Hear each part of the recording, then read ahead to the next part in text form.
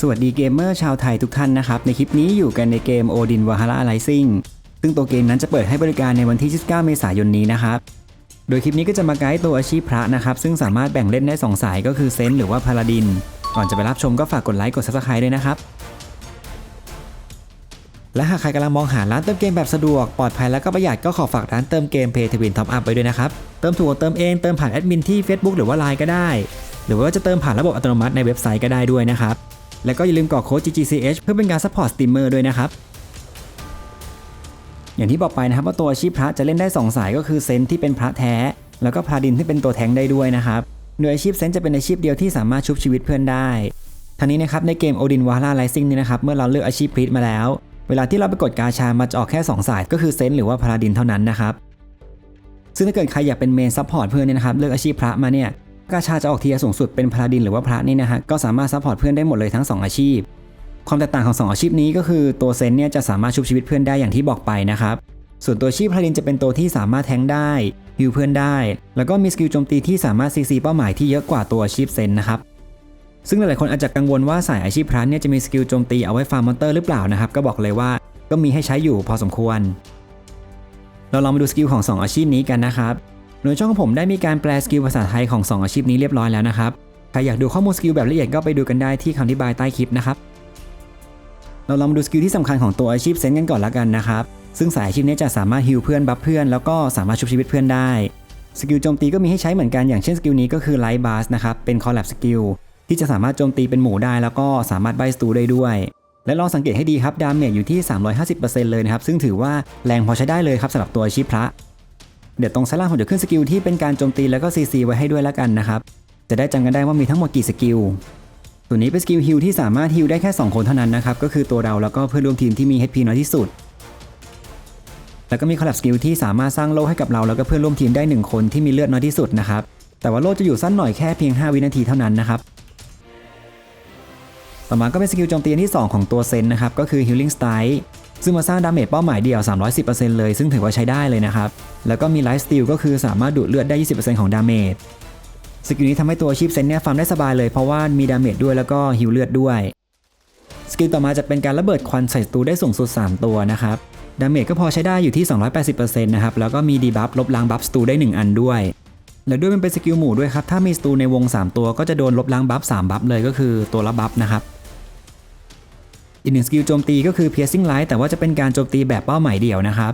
บพลังโจมตีก็ถือว่าใช้ได้เลยครับ 300% แล้วก็คูลดาวน์ประมาณ16วินาทีสกิลนี้ไม่มี CC ใดๆนะครับแต่ว่าคอลแลปสกิลนี้เขาจะมี CC ที่ค่อนข้างดีพอสมควรก็คือ Divine Punishment นะครับจะเป็นสกิลที่มีดาเมจที่รุนแรงกว่าสกิลเมื่อสักครู่นะครับแต่ว่าจะมีดีบัฟที่ค่อนข้างเยอะเลยก็คือลดอัตราการฟื้นคืน HP ของศัตรูลดปริมาณการฟื้นคืน HP ของยาโพชั่นแล้วก็ศัตรูนี้จะได้รับฮีลน้อยลงนะครับอีก1 Collab Skill ก็คือ Whisper of the Earth นะครับตัวโปรแกรมไม่ได้แปลภาษามาให้สกิลนี้จะเป็นเป้าหมายเดี่ยวแล้วก็เป็นการสร้างดาเมจแบบ Overtime นะครับแล้วก็ทำให้ศัตรูเนี่ยติดดีบัฟไม่สามารถเคลื่อนไหวได้5วินาทีเลยนะครับสรุปแล้วตอนนี้ตัวชิปเซนมีสกิลโจมตีถึง6สกิลแล้วนะครับต่อมาจะเป็นสกิลบัฟกันแล้วนะครับอันแรกก็คือ Aura of Fortitude สกิลนี้จะบัฟตัวเราและปาร์ตี้ให้โดนดาเมจได้เบาลงทุกประเภทเลยนะครับซึ่งบัฟนี้อยู่นานถึง4นาทีเลยแล้วก็คูลดาวน์5นาทีนะครับสกิลนี้เลยทำให้หลายๆคนเนี่ยเล่นพระตัวรองเอาไว้เดินตามตัวหลักด้วยเพราะมันมีสกิลบัฟเอาไว้ให้ตัวหลักเนี่ยโดนดาเมจเบาลงด้วยนั่นเองนะครับอีก1สกิลบัฟก็คือ Purify นะครับที่สามารถบัฟให้ตัวเราแล้วก็เพื่อนร่วมทีมได้1คนสกิลนี้จะสามารถลบล้างดีบัฟได้แต่ยกเว้นสถานะล้มจากตัวอาชีพเบอร์เซอร์เกอร์หรือว่าตัวสถานะพอยซันจากตัวอาชีพดาร์วิสาร์หรือว่าสไนเปอร์นะครับนอกจากนี้ยังบัฟเพิ่มความเร็วในการเคลื่อนที่ 15% เป็นเวลา15วิด้วยนะครับก็เลยเป็นอีกเหตุผลที่คนเล่นพระตัวรองกันเยอะเพราะว่ามันสามารถบัฟวิ่งไวได้ด้วยตอนนี้ตัวชิปเซนก็จะมีบัฟ2อันแล้วนะครับต่อมาเป็นสกิลที่อลังการมากๆของตัวเซนเลยก็คือต้นไม้อิกดาซิลนะครับสกิลนี้จะสร้างดาเมจแบบโอเวอร์ไทม์ใส่ศัตรูได้ด้วยแล้วก็สามารถบัฟให้กับเพื่อนได้ด้วยนะครับเป็นการบัฟฟื้นคืนเลือดแต่ว่าสกิลจะมีคูลดาวน์ค่อนข้างนานก็คือประมาณ50วินาทีเลยนะครับต่อมาสกิลม่วงที่2ที่สามารถฟื้นคืนเลือดได้เยอะมากๆเลยก็คือ Glorious Radiance นะครับสกิลนี้จะเป็นการฮีลให้กับเพื่อนร่วมทีมทั้งหมด4คนในปาร์ตี้แล้วก็จะฟื้นคืนเลือดได้ 20% เลยนะครับแต่ว่าคูลดาวน์จะค่อนข้างนานก็คือ60วินาทีเลยนะครับแล้วก็ตัวอาชีพพาดินของอีกสายหนึ่งเนี่ยจะไม่มีสกิลฮีลรุนแรงแบบนี้นะครับอีก1สกิลสีม่วงที่เป็นสกิลบัฟดีมากๆเลยก็คือ Celestial Wing นะครับ จะเป็นสกิลที่เอาไว้บัฟเพิ่มดาเมจทุกอย่างเลยให้กับเพื่อนร่วมทีมแล้วก็ตัวเราเนี่ย 10% เป็นเวลา20วิเสียดายนิดหนึ่งก็คือตัวบัฟเนี่ยจะอยู่เพียงแค่20วินาทีเท่านั้นนะครับแต่ว่าคูลดาวน์เนี่ย80วินาทีเลยดังนั้นก่อนจะกดใช้สกิลบัฟเนี่ยก็ควรแน่ใจก่อนว่ามีเพื่อนในปาร์ตี้เนี่ยอยู่ใกล้ๆเราแล้วนะครับเพราะว่าคูลดาวน์สกิลมันค่อนข้างนานเลยทีเดียวนะครับต่อมาเป็นสกิลที่เป็นเอกลักษณ์ของตัวอาชีพเซนต์เลยก็คือสกิลชุบชีวิตนะครับซึ่งสกิลนี้มันไม่ใช่ชุบหมู่นะครับมันชุบได้แค่คนเดียวในปาร์ตี้เท่านั้นพอชุบเสร็จก็จะฟื้นคืนเลือด 20% แล้วก็ทำให้เพื่อนเนี่ยเป็นอมตะ 3.5 วินาทีนะครับข้อเสียของสกิลนี้จะมีอยู่2อย่างก็คือใช้ MP ที่เยอะมากๆแล้วก็คูลดาวน์สกิลค่อนข้างนานเลยครับ5นาทีและอีกหนึ่งสกิลโจมตีของตัวอาชีพเซนต์นะครับที่ปลดตอนเวล60ก็คือ Song of Starlight ดาเมจจะเป็นแบบ Overtime แล้วแรงด้วยก็คือ 200% เลยนะครับทุกๆ1วินาทีแล้วก็มีโอกาส 35% ที่ทำให้ศัตรูเนี่ยติดสตันได้ด้วย 1.5 วินาทีนะครับสรุปแล้วนะครับตัวอาชีพเซนต์จะมีสกิลโจมตีทั้งหมด7สกิลนะครับแล้วก็บางสกิลเนี่ยจะมี CC ด้วยบางสกิลก็เป็นแค่ดาเมจเฉยๆนะครับส่วนสกิลบัฟก็จะมีบัฟทั้งหมด3แบบก็คือลดดาเมจที่ได้รับล้างบัฟแล้วก็เดินเร็วแล้วก็บัฟเพิ่มดาเมจนะครับลำดับต่อมาเป็นพาสซีฟของตัวอาชีพเซนนะครับอันแรกก็คือดีบัฟรีสิสแทนต์นะครับเอาไว้เพิ่มความต้านทานสารพิษปกติต่างๆพาสซีฟที่2ก็คือเพิ่มสกิลดาเมจนะครับถ้าใครเป็นพระสายซัพพอร์ตเนี่ยก็ยังไม่ต้องอัพพาสซีฟนี้ก็ได้แต่ถ้าเกิดเราจะปล่อยตัวฟาร์มมอนเตอร์ก็ต้องอัพสกิลนี้อยู่ดีนะครับพาสซีฟต่อมาจะเพิ่มความแรงของฮีลเพิ่มขึ้น 30% เลยนะครับก็จะเหมาะกับพระที่เป็นสายซัพพอร์ตโดยเฉพาะพาสซีฟที่4จะเป็นการลดความดึงดูดของศัตรูครับแล้วก็เพิ่มความต้านทานคริติคอลด้วยลดความดึงดูดก็คือตัวศัตรูจะไม่ค่อยตีเรานะครับลดต้านคีก็เอาไว้กันพวกสายอาชีพเบอร์เซอร์เกอร์หรือว่าพวกสไนเปอร์แล้วก็แอสซัสซินนะครับพาสซีฟต่อมาที่ตัวโปรแกรมไม่ได้แปลให้ก็คือเมื่อตัวของเซนเนี่ยใช้สกิลฟื้นฟูจะเพิ่มความเร็วในการเคลื่อนที่เพิ่มขึ้นด้วยนะครับซึ่งถือว่าดีมากๆทำให้ตัวเซนเนี่ยเอาตัวรอดได้ง่ายขึ้นนะครับต่อมาเป็นพาสซีฟสีม่วงก็คือ Meditation นะครับเอาไว้เพิ่มอัตราการฟื้นขึ้น MP ทำให้ตัวอาชีพเซนเนี่ยสามารถฟาร์มได้สบายยิ่งขึ้นนะครับส่วนหนึ่งพาสซีฟก็คือจะลดดาเมจที่ได้รับจากคริติคอลนะครับพาสซีฟนี้จะลดดาเมจส่วนพาสซีฟเมื่อสักครู่เนี่ยจะเป็นการลดอัตราการติดคริติคอลนะครับอีกหนึ่งพาสซีฟสีม่วงก็คือจะลดดาเมจเวทมนต์ที่ได้รับนะครับซึ่งก็ดีเหมือนกันเพราะว่าสายอาชีพจอมเวทซอสเซอร์เนี่ยจะมีพลังโจมตีที่ค่อนข้างสูงพอสมควรนะครับพาสซีฟสีม่วงถัดมาก็คือจะทำให้เราไล่สกิลได้เร็วขึ้นแล้วก็ลดเวลาติดสถานะผิดปกติลงนะครับส่วนพาสซีฟนี้ดีมากๆนะครับก็คือเมื่อเราใช้สกิลฮิลใส่เป้าหมายแล้วจะมีโอกาสทำให้เป้าหมายที่ได้รับฮิลเนี่ยโดนดาเมจเบาลงเข้าไปด้วยนะครับก็คือเพื่อนเรานั่นแหละครับที่อยู่ในปาร์ตี้และพาสซีฟสุดท้ายของตัวอาชีพเซนก็คือสกิลนี้นะครับจะทำให้เมื่อเราใช้สกิลใดๆก็ตามนะครับจะมีโอกาสลดคูลดาวน์สกิลด้วยทำให้ตัวอาชีพเซนเนี่ยสามารถวนสกิลไม่ว่าจะเป็นแบบบัฟแบบฮิลหรือว่าแบบดาเมจเนี่ยได้ไวยิ่งขึ้นนะครับแต่ว่าที่เวลแรกมันมีโอกาสติดที่ค่อนข้างต่ำนะครับแค่ 15%อีกหนึ่งสายของพระก็คือพาลาดินนะครับมาลองดูสกิลกันบ้างซึ่งตัวพาลาดินจะมีสกิลโจมตีที่เยอะกว่าอาชีพเซนแล้วก็มีสกิลบัฟต่างๆที่แตกต่างกันสกิลแรกก็คือ slowing style นะครับจะเอาไว้โจมตีใส่เป้าหมายเดียวแล้วก็ติดดีบัฟ slow ศัตรูด้วยเป็นเวลา3วินาทีนะครับเดี๋ยวผมขึ้นสกิลดาเมจต่างๆของตัวพาราไว้ที่ด้านซ้ายล่างเหมือนเดิมนะครับต่อมาเป็น collapse skill ของ slowing style นะครับสกิลนี้จะมีดาเมจที่สูงกว่าแล้วก็จะทำให้ติดดีบัฟใส่ศัตรูด้วยก็คือลดความเร็วในการโจมตีของศัตรูนะครับเป็นเวลา6วินาทีดาเมจตั้งต้น400%กว่าถือว่าใช้ได้เลยนะครับอีกหนึ่ง collapse skill ของ slowing style ก็คือสกิลนี้นะครับดาเมจอาจจะน้อยกว่าแต่ว่าจะมีดีบัฟลดพลังโจมตีของศัตรูลงเป็นเวลา6วินาทีรวมแล้วก็คือลดทั้งพลังโจมตีแล้วก็ความเร็วในการโจมตีนั่นเองนะครับต่อมาเป็นสกิลบัฟรอบตัวของพารานะครับซึ่งบัฟเนี่ยจะบัฟให้ตัวเราแล้วก็เพื่อนร่วมทีมได้ด้วยนะครับโดยมันจะเพิ่มอัตราการฟื้นคืน HP แล้วก็จะลดดาเมจที่รับจากมอนเตอร์ทั่วๆไปด้วยต่อมาเป็นสกิล Formation of Resistance นะครับเป็นบัฟที่ดีเช่นเดียวกันโดยสามารถบัฟให้เราแล้วก็เพื่อนร่วมทีมได้ด้วย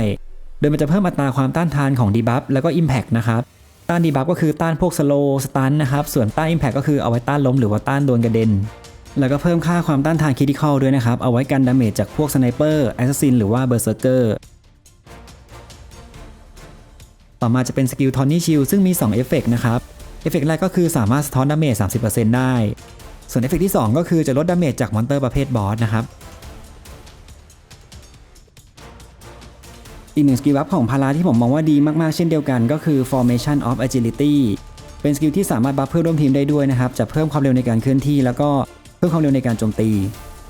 สกิลนี้ก็น่าจะเป็นเหตุผลที่บางคนเนี่ยเล่นพาลาดินเป็นตัวรองนะครับเพราะว่าสามารถบัฟเดินเร็วแล้วก็ตีเร็วได้ด้วยต่อมาก็จะเป็นสกิลระดับสีม่วงแล้วนะครับก็คือ Ablution สกิลนี้จะลบล้างดีบัฟให้ตัวเราเองนะครับแล้วก็จะมีเอฟเฟกต์เพิ่มอัตราการฟื้นคืน HP ด้วยนะครับซึ่งลบล้างดีบัฟเนี่ยเหมือนกับสกิล Purify ของตัวชีพเซนเลยนะครับก็คือไม่สามารถลบล้างสถานะล้มหรือว่าสถานะติดพิษได้แต่อะไรก็ตามสกิลของพระเนี่ยสามารถล้างดีบัฟให้เพื่อนได้ด้วยแต่พาราเนี่ยล้างได้แค่ของตัวเองคนเดียวนะครับสกิลอันต่อมาอันที่2นะครับก็คือ Earth Protection จะเป็นสกิลที่โจมตีด้วยแล้วก็สามารถดึงดูดศัตรูได้ด้วยนะครับแล้วก็ยังมีบัฟทำให้ตัวละครเนี่ยสร้างโล่ขึ้นมา 8% ของเลือดได้ด้วยนะครับ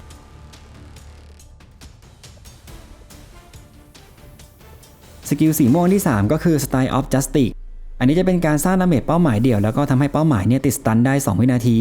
ซึ่งมันเป็นการโจมตีแบบระยะไกลด้วยแล้วก็ติดสตันแบบ 100% ด้วยถ้าเกิดศัตรูไม่มีต้านทานนะครับ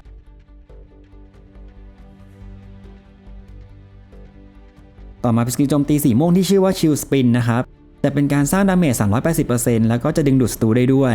รวมถึงมีบัฟทำให้ตัวละครเนี่ยได้รับดาเมจทุกประเภทลดลงด้วยนะครับเป็นเวลา12วินาทีเลยนะครับต่อมาเป็นสกิลโจมตีระดับสีทองแล้วนะครับจะเป็นการปาโลกไปใส่ศัตรูเป้าหมายเดี่ยวนะครับแล้วก็จะเป็นการสร้างดาเมจแบบโอเวอร์ไทม์จะมีดีบัฟ2อย่างก็คือดีบัฟแรกเนี่ยติดสโลว์ 100% เลยนะครับเป็นเวลา5วิส่วนดีบัฟที่2เสียดายนิดหน่อยก็คือโอกาสติดแค่ 10% เท่านั้นในการสตันศัตรูนะครับแต่จะบอกว่าสกิลนี้มีข้อดีมากๆเลยก็คือพาราเนี่ยจะเก่งมากๆก็คือตอนมีสกิลนี้นะครับเพราะว่าคูลดาวน์มันสั้นมากเพียงแค่20วินาทีเท่านั้นและสกิลสุดท้ายของพาราดินก็คือเซนจูรี่นะครับจะเป็นการสร้างดาเมจไปรอบตัวโจมตีศัตรูได้สูงสุด4ตัวนะครับแล้วก็จะสร้างดาเมจแบบโอเวอร์ไทม์ซึ่งมันก็จะมีบัฟ2อย่างนะครับบัฟแรกก็คือจะลดดาเมจเวทมนต์ที่ได้รับลงนะครับส่วนอีกบัฟหนึ่งก็คือจะต้านทานสถานะผิดปกติทั้งหมดเลยนะครับ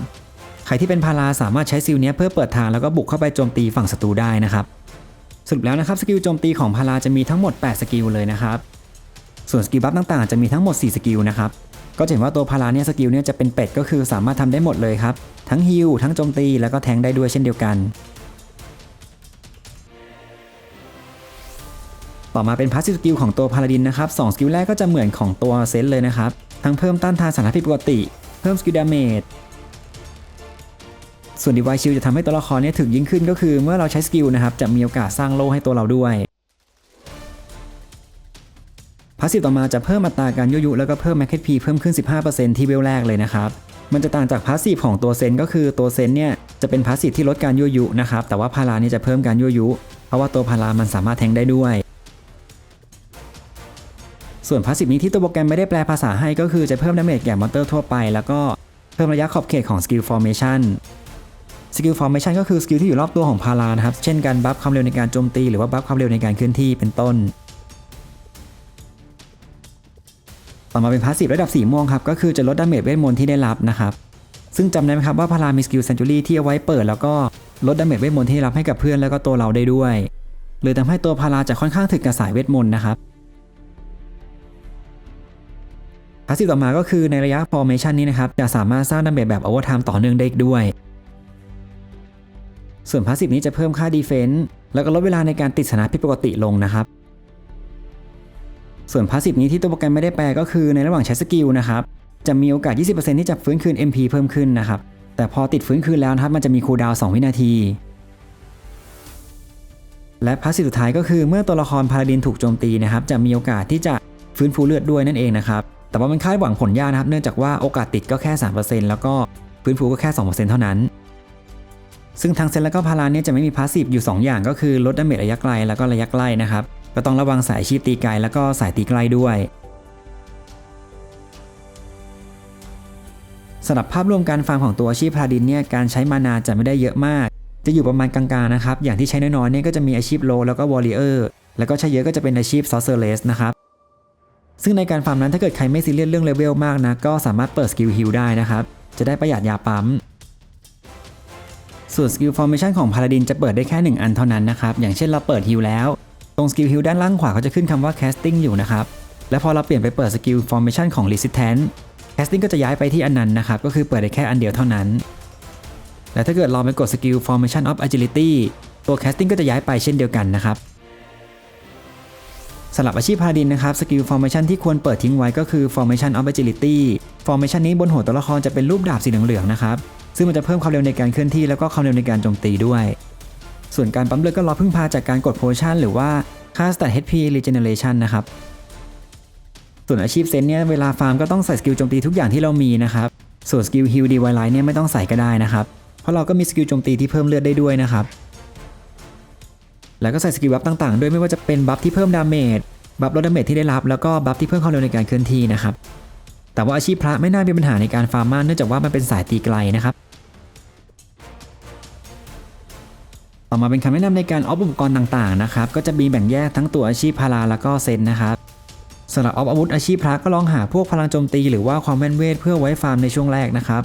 แต่ถ้าไปลงดันเจี้ยนหรือว่าเป็นสายซัพพอร์ตโดยเฉพาะก็ต้องหาค่าแมคเฮดพีนะครับในส่วนของออฟอาวุธอาชีพพาราดินก็ลองหาพวก ADK หรือว่าความแม่นแบบเวทนะครับแล้วก็พวกแมคเฮดพีแล้วก็ดีบัฟฮิตนะครับเพราะว่าตัวสายอาชีพพาราเนี่ยจะมีสกิลโจมตีและมี CC ค่อนข้างเยอะส่วนออฟเอนแชนเครื่องป้องกันไม่ว่าจะเป็นหัวเกราะปลอกแขนหรือว่ารองเท้านี้นะครับก็ลองหาพวกค่าดีเฟนซ์ดูนะครับเพราะว่าตัวสายนี้เซนก็ต้องการความถึกเพื่อไว้ซัพพอร์ตเพื่อนได้อย่างต่อเนื่องส่วนพาราก็ต้องมีความถึกเพื่อไว้แทงให้เพื่อนนะครับหรือว่าจะหาพวกดีบัฟรีซิสก็ได้ครับเอาไว้ต้านทานสถานพิษปกติแล้วก็พวก HP Regen กับ MP Regen เพื่อไว้ฟาร์มในช่วงแรกๆนะครับส่วนออฟระดับของอาชีพเซนก็ลองหาพวก Max HP ดูครับเพื่อเพิ่มความถึกหรือถ้าเกิดจะเอาไว้ฟาร์มก่อนก็ลองหาพวก ADK Cooldown Reduction Go Bonus แล้วก็ XP Bonus นะครับส่วนออฟระดับของพาราก็เน้นหาพวก Max HP กับ Debuff Hit นะครับเอาไว้ติด CC ได้ง่ายยิ่งขึ้นหรือถ้าเกิดจะเอาไว้ฟาร์มก่อนก็ลองหา ADK Cooldown Reduction XP Bonus แล้วก็ Go Bonus นะครับต่อมาเป็นคำแนะนำในการฝากสมุดคอลเลกชันนะครับก็จะดูในส่วนของแต่ละแท็บไปเรื่อยๆนะฮะซึ่งจะมีค่าสแตทที่นำของตัวอาชีพเซนแล้วก็พาราดินนะครับในแท็บแรกก็คือแท็บ Attack นะครับจะมีที่นำก็คือพวก Stat Max HP นะครับเพราะเราต้องการเลือดเพื่อเพิ่มความถึกแล้วก็ลองหาพวกค่าความแม่นยำดูนะครับไม่ว่าจะเป็นค่าความแม่นยำปกติหรือว่าค่าความแม่นยำเวททั้งเซนแล้วก็พาราจะใช้ความแม่นยำเวทนะครับถึงแม้ว่าตัวพาราดินจะมีการโจมตีที่คล้ายๆกับสายโจมตีแบบระยะใกล้ต่อมาในแท็บ Defense กับ Debuff ก็ลองหาค่า Defense แล้วก็ค่า All Damage Reduction ดูนะครับโดยค่า Damage Reduction ในหน้านี้จะมีหลายแบบครับไม่ว่าจะเป็นสายมีลีก็คือตีใกล้เลนก็คือตีไกลแล้วก็เมจิกก็คือเวทนะครับแต่มันจะมีพวกแบบ All Damage Reduction ด้วยก็คือลดทั้งเวททั้งกายแล้วก็แบบตีไกลนะครับส่วนในหน้าแท็บอื่นๆก็ลองหาค่า Max HP ดูนะครับจะได้มีความถึกเพิ่มขึ้นแล้วก็ดูตอนที่เราฟาร์มนะครับว่ามานาเนี่ยเราหมดไหมถ้ามานาหมดก็ลองหาอุปกรณ์มาฝากเพื่อหาค่า MP Regeneration นะครับแล้วสำหรับสายฟาร์มก็ลองหาพวกค่า Go Bonus แล้วก็ XP Bonus ดูนะครับและเรื่องสุดท้ายก็มาดูสกินท็อป3ของตัวละครกันนะครับว่าแต่ละอาชีพเนี่ยมีสกินอะไรกันบ้างโดยสกินตัวละครจะได้จากการสุ่มกาชาเท่านั้นนะครับยิ่งสกินเทียร์สูงก็ยิ่งได้ค่าเทสปีดสูงแล้วก็ไล่สกิลได้เร็วขึ้นแล้วก็ได้ค่าพวกพลังโจมตีป้องกันความแม่นหรือหลบหลีกที่เยอะขึ้นด้วยแล้วก็มีออฟพิเศษที่อยู่ด้านซ้ายล่างเนี่ยที่เยอะกว่าด้วยนะครับเรามาดูที่เทียร์สีทองกันนะครับอาชีพเซนท็อป1ก็จะเป็นชุดนี้นะครับจะมีออฟพิเศษก็คือลดดาเมจทุกประเภทที่ได้รับแล้วก็เพิ่มค่า Max HP นะครับส่วนท็อป2ของเซนจะเป็นชุดสีแดงนะครับจะเพิ่มค่าสกิลดาเมจแล้วก็ฮิลได้แรงยิ่งขึ้นส่วนท็อป3จะเป็นชุดสีเขียวๆนะครับจะได้ค่าดีบัฟฮิตก็คือติดสถานะปกติได้ง่ายขึ้นนะครับแล้วก็ค่า PVP ดาเมจเพิ่มขึ้นส่วนพาราดินเทียร์สีทองท็อป1ก็จะเป็นชุดดำมันนีนะครับจะได้ออฟพิเศษก็คือลดดาเมจที่รับทุกประเภทแล้วก็เพิ่ม Max HP นะครับส่วนท็อป2จะเป็นชุดสีขาวๆอันนี้นะครับจะได้สกิลดาเมจเพิ่มขึ้นแล้วก็คำแปลที่ตัวโปรแกรมไม่ได้แปลมาให้นะครับเดี๋ยวไปรอดูที่เซิร์ฟเวอร์ไทยแล้วกันนะฮะส่วนท็อป3พาราจะเป็นชุดสีแดงๆทองๆนะครับจะได้ออฟพิเศษก็คือดีบัฟฮิตก็คือติดสถานะปกติง่ายขึ้นแล้วก็ค่า All PVP ดาเมจเพิ่มขึ้นนะครับมาดูเทียร์สีม่วงของอาชีพเซนกันบ้างนะครับอันนี้ก็จะเป็นชุดท็อป1จะได้ออฟพิเศษก็คือลดดาเมจทุกประเภทที่ได้รับนะครับ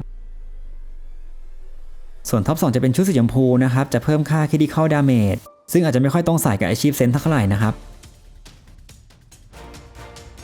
ส่วนท็อป3เทียร์สีม่วงของเซนจะเป็นชุดสีขาวทองนะครับจะได้ออฟพิเศษก็คือดีบัฟฮิตเพิ่มขึ้น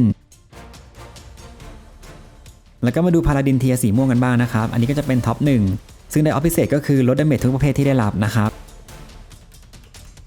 ส่วนท็อป2จะเป็นชุดสีเขียวๆนะครับจะเพิ่มค่า Critical Damage และท็อป3จะเป็นชุดสีแดงเลือดหมูเทาๆนะครับจะเพิ่มค่าดีบัฟฮิต และนี่ก็เป็นไกด์เบื้องต้นของตัวอาชีพพรีสนะครับซึ่งสามารถแบ่งเล่นได้2สายก็คือเซนต์หรือว่าพาลาดินนะครับก่อนจากกันไปก็ฝากกดไลค์และกด Subscribe ช่อง Ginger Channel ด้วยนะครับแล้วเจอกันใหม่ในคลิปหน้าสวัสดีครับ